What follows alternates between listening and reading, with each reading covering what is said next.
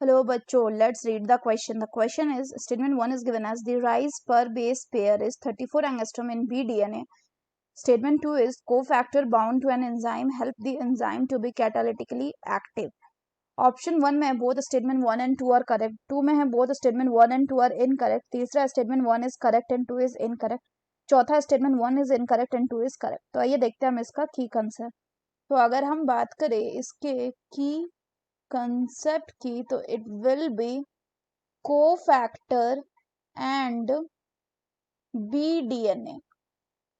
तो सबसे पहले अगर हम बात करें किसकी, अगर हम बात करते हैं कोफैक्टर की, तो कोफैक्टर्स क्या है?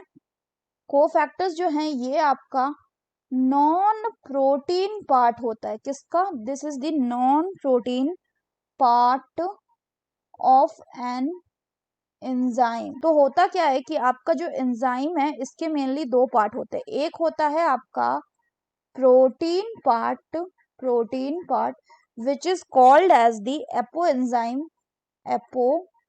एंजाइम, और दूसरा होता है क्या? आपका नॉन प्रोटीन पार्ट जिसको कहा जाता है कोफैक्टर्स. अब अगर हम फर्दर बात करें तो ये जो कोफैक्टर्स हैं ये तीन तरह के हो सकते हैं.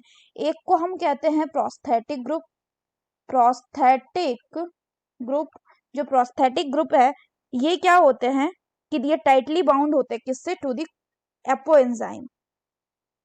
वहीं कुछ ऐसे भी होते हैं जिनको हम कहते हैं क्या? Which are called as the coenzyme. और ये जो कोएंजाइम होते हैं इनका एसोसिएशन एपो एंजाइम में कैसा होता है? ट्रांजिएंट होता है. यानी कि इनका तभी एसोसिएशन होगा जब कैटालिसिस करना होगा. यानी कोएंजाइम जो है they serve as cofactor in number of the different enzyme catalysed reaction.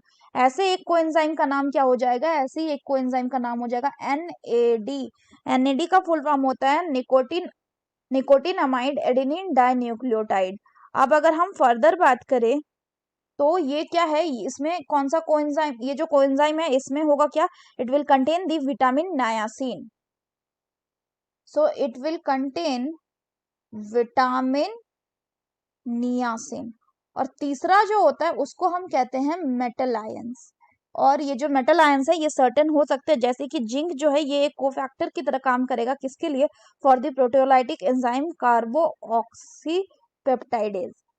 Further बात करें तो फर्दर बोला गया है bDNA. तो ये जो स्ट्रक्चर है ये किसका स्ट्रक्चर है बच्चों? So this is basically the structure of a bDNA जिसको हम क्या कहते हैं? Which is also called as the Watson and Crick model. अब अगर हम इस स्ट्रक्चर की बात करें तो इसमें क्या प्रेजेंट होता है? इसमें कुछ सर्टेन एंगल्स प्रेजेंट होते हैं या सर्टेन हम बोलें कि फीचर्स प्रेजेंट होते हैं. जैसे कि इसमें जो दो स्ट्रैंड है ये पॉलीन्यूक्लियोटाइड होते हैं. ये कैसे? ये एंटी पैरेलल होते हैं और ये बने हुए होते हैं क्या? From the sugar phosphate backbone.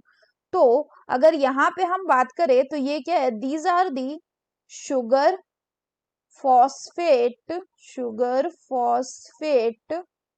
Backbone. ये शुगर फॉस्फेट बैकबोन का बना हुआ होता है.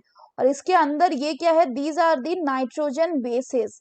ये सारे आपके नाइट्रोजन बेसेस है जो कि डीएनए के केस में क्या होगा? Which will be adenine, thymine, cytosine and guanine.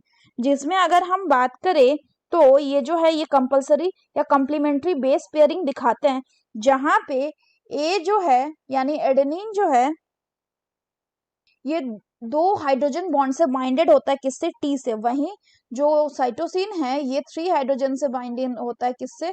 To the guanine. अगर फर्दर बात करें तो ईच स्ट्रैंड जो है वो अपीयर करेगा किसमें? हेलिकल स्टेयरकेस की तरह. यहाँ पे हम देख रहे हैं कि ईच स्ट्रैंड कैसे अपीयर कर रहा है? As a helical staircase. इसमें अगर हम बात करें तो 1 फुल टर्न होगा इस हेलिकल स्ट्रैंड का. ये क्या होगा? इट विल इन्वॉल्व 10 स्टेप और 10 बेस पेयर. यानी अगर हम बात करें सो one full turn of the helical strand ये क्या होगा? It will involve 10 steps. इसको हम 10 स्टेप्स बोल सकते हैं या फिर बोल सकते हैं कि 10 बेस पेयर. तो ये क्या हो गया?